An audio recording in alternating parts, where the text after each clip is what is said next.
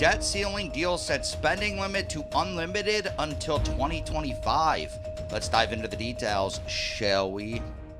In a critical development to address the impending debt ceiling crisis, Joe Biden and Speaker of the House Kevin McCarthy, Republican from California, have reached a deal on the debt limit.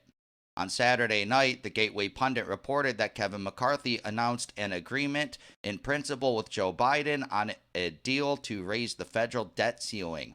McCarthy posted to Twitter, "I just got off the phone with the president a bit ago. After he wasted time and refused to negotiate for months, we've come to an agreement in principle that is worthy of the American people.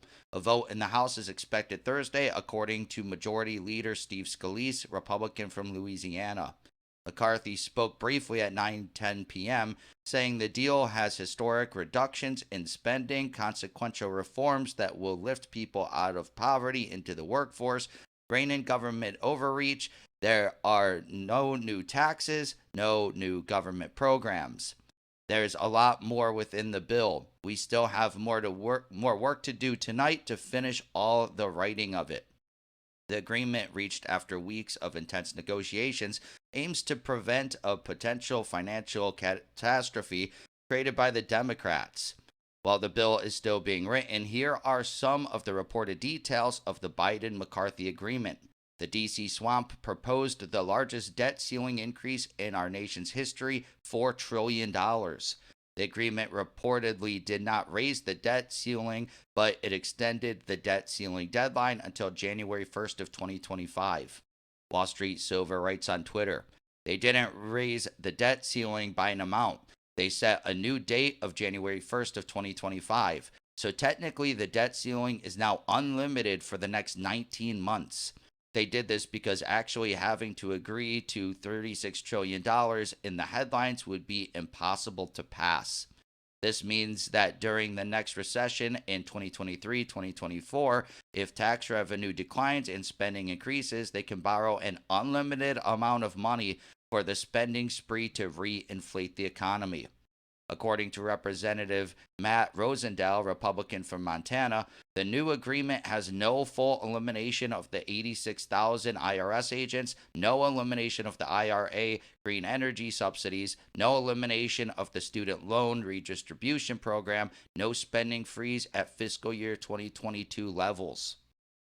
He then writes, "But hey, we won't have to talk about it again until after 2024 elections. So they think that's good. I think it's a disaster." Below are more details on the agreement from Representative Chip Roy, Republican from Texas. Debt ceiling set till January 1st of 2025, which means unknown debt increase, but $4 trillion is a good estimate. Debt ceiling deal totally scraps the $131 billion in cuts to return bureaucracy to pre-COVID levels in favor of what appears to be effectively flat spending, down or up, at the bloated the 2023 omnibus spending level, jammed through in a rush in December. Debt ceiling deal abandons work requirements for Medicaid. Deal abandons our repeal of the so-called Inflation Reduction Act tax credit crony giveaways, which Goldman Sachs says costs $1.2 trillion. The deal abandons inclusion of the very powerful Anti-Regulatory Reins Act, which we just passed through House Judiciary as well, in favor of a form of administrative pay-go, which is relatively toothless and or able to be waived. The deal abandons full repeal of Biden's unlawful student loan bailouts, forcing only a restart to a small number while leaving in place $400 billion plus in loan forgiveness and punting our constitutional duty to the courts. The deal keeps full $80 billion expansion of the IRS and the 87,000 employees it funds to target poor minority 3 to 5 times more, except for $1.9 billion for this year.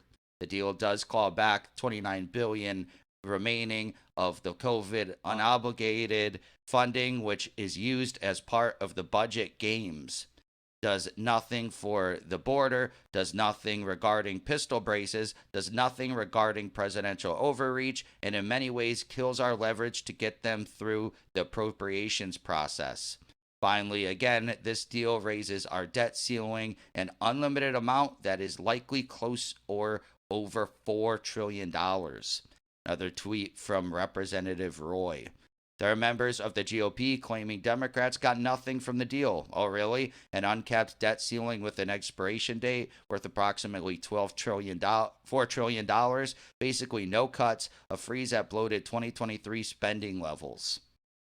Zero clawback of the $1.2 trillion Inflation Reduction Act, crony giveaways to elite leftists for grid-destroying unreliable energy, 98% of the IRS expansion left fully in place, no work requirements for Medicaid, only age adjustments for TANF and SNAP, no REINS Act statutory requirements for Congress to approve huge regulations, just an administrative pay-go that the administration will get to enforce, no border security, and a deal allowing them to avoid policy riders in the fall.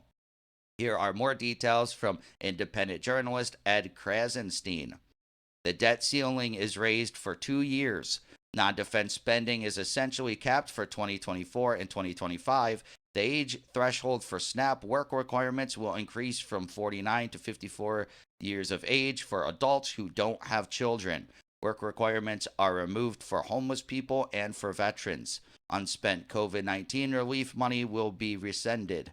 Republicans get what they generally wanted with the new work requirements in TANF for cash assistance recipients. Veterans' medical care is protected. Cuts are made to the IRS funding in 2023. Payments must begin again for those with student loans who had their loan payments paused due to COVID. Student loan borrowers will still be eligible to receive up to $20,000 in debt relief if they qualify pending the current SCOTUS ruling. Interesting. Senator Rand Paul, Republican from Kentucky, said the conservatives have been sold out once again. He writes, fake conservatives agree to fake spending cuts. Deal will increase mandatory spending 5%, increase military spending by 3%, and maintain current non-military discretionary spending at post-COVID levels. No real cuts to see here. Conservatives have been sold out once again. Yeah, this is crazy. They didn't even do anything. It's just, oh man, this is crazy. Unlimited spending. They cut specific things, but in a whole, they can just borrow whatever they want for the next 19 months. This deal, I think, is horrible. I agree with these other Republicans that this is just a disaster. And Democrats pretty much got everything they wanted from this.